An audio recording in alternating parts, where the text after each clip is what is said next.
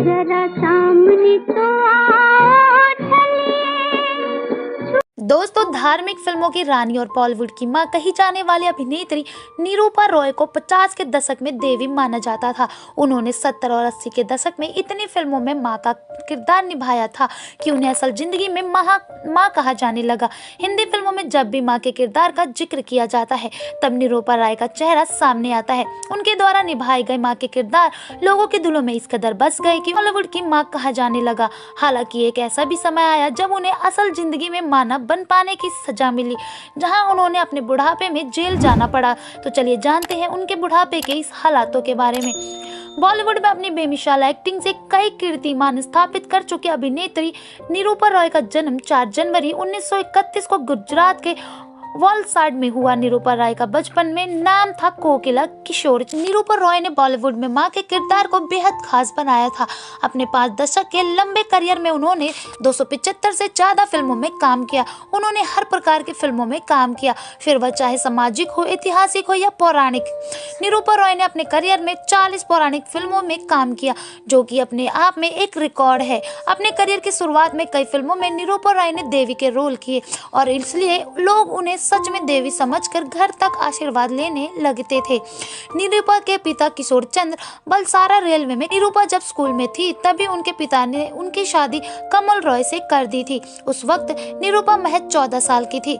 शादी के बाद 1945 में वो अपने पति के साथ मुंबई आ गई।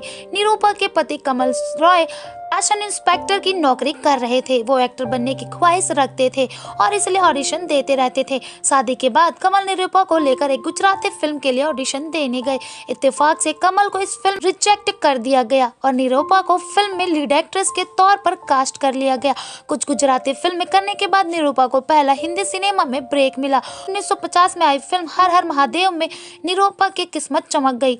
निरूपा ने फिल्म तो कर ली, लेकिन मध्यम वर्गीय परिवार में उस समय लड़कियां का फिल्म करना खराब माना जाता था। उनकी एक्टिंग की खबरों से घर में कोहराम मचा दिया था, यहाँ तक कि उनके पिता ने तो उनसे मरते दम तक बात नहीं की।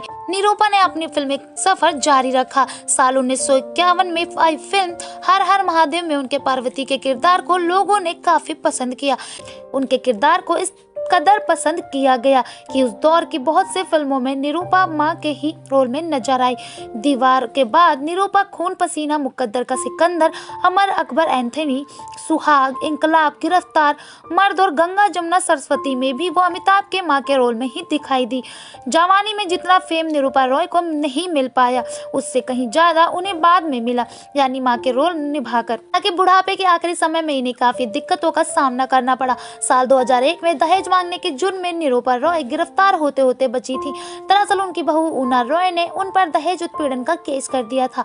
फिल्मों में मां के किरदार से बेहतरीन छाप छोड़ने वाली निरूपा रॉय को साल 2004 में हार्ट अटैक आया और वह इस दुनिया को अलविदा कह गई।